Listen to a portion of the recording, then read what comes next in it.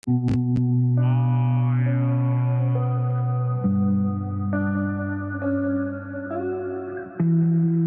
ba na ang Biblia ay salita ng Diyos?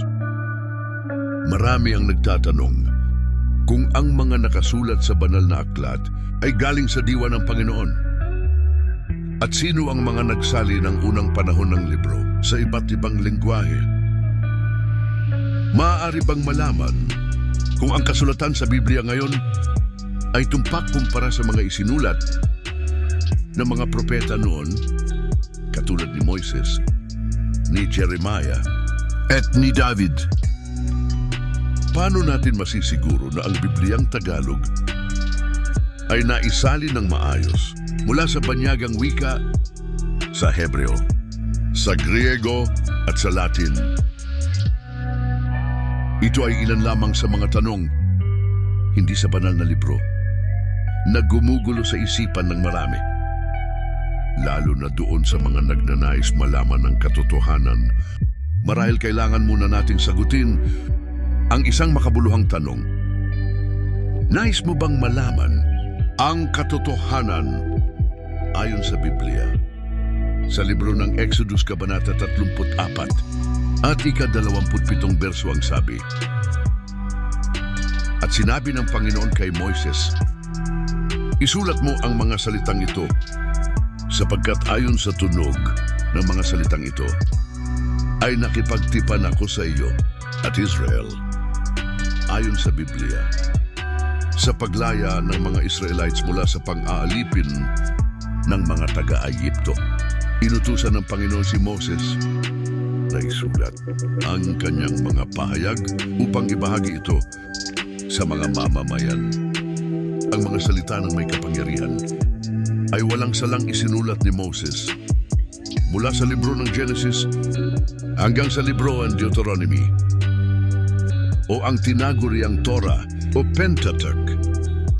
Ibig sabihin ay 5 aklat.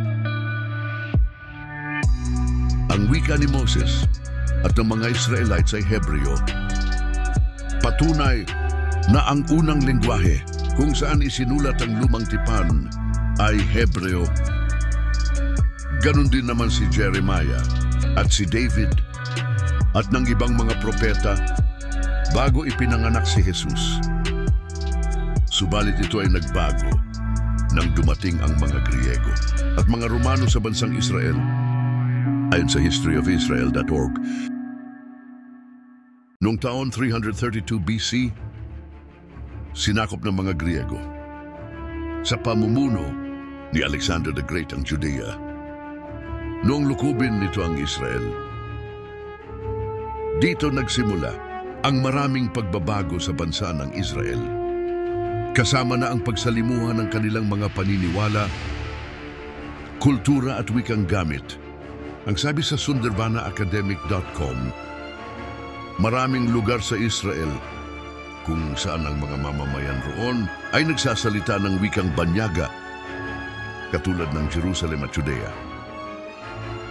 Sa katunayan, may mga nahukay na pottery ng mga Griego kahit noong ilang daan taon bago ipinanganak si Jesus.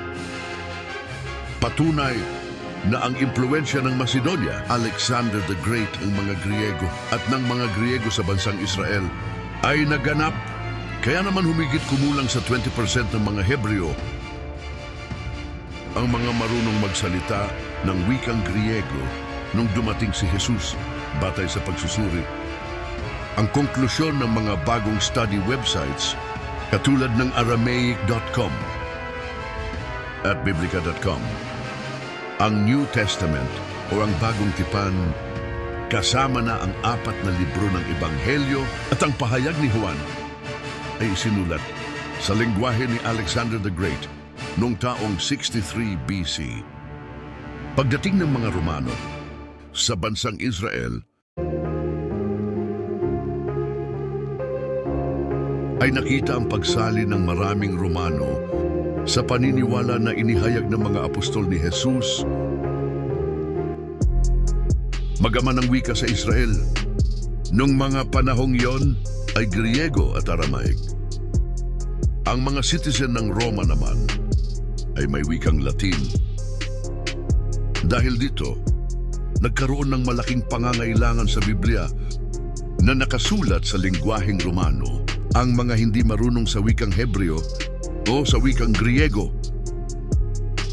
bagaman mayroon ng maliliit na bahagi ng banal na aklat ang naisalin na sa Latin, katulad ng Beto Latina o Lumang Biblia sa wikang Latin, noong taong 382 AD, napag-utusan ng simbahan na isali ng buong kasulatan sa wikang Latin. Kilala ng marami bilang si Saint Jeron. Mula dito ay nabuhay ang Vulgate Bible o ang Biblia sa wikang Latin. Mula nang pumanaw ang mga unang disipulo ni Jesus, ito ang naging opisyal na Biblia ng mga Kristiyano.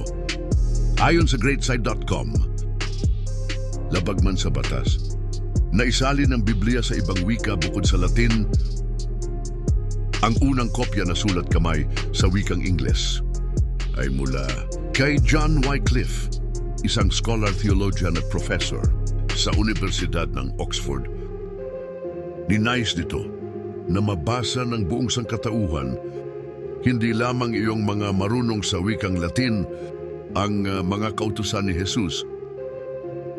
Kung kaya naman, matiyagan itong isinalin at isinulat ang Biblia sa wikang Ingles gamit ang Latin Vulgate. Nang maimbento ni Johann Gutenberg ang printing press sa taong 1450s, ang Biblia sa Latin ay ang kauna-unahang libro na naimrinta at tinawag itong Gutenberg Bible.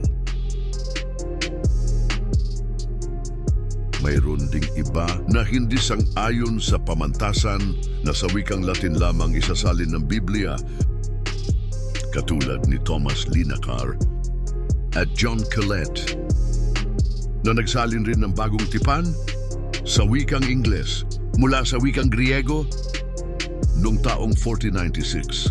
Noong taong 1560 naman, ayon sa ang tanyag na scholar na si Desiderius Erasmus, na nagsalin ng bagong tipan sa wikang Griego pa rin, subalit ito ay may kasamang wikang Latin na mula sa Latin Vulgate ni Jerome at tinawag the Greek-Latin Parallel New Testament, kung saan ipinahiwatig nito ang mga error nito sa Bibliang Latin.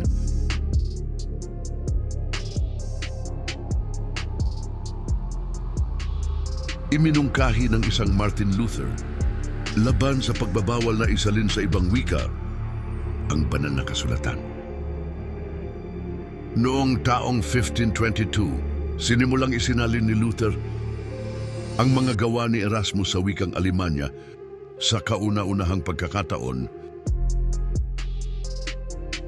mula noon, naisalin ang banal na aklat sa iba't ibang wikang, katulad ng Biblia sa wikang Frances,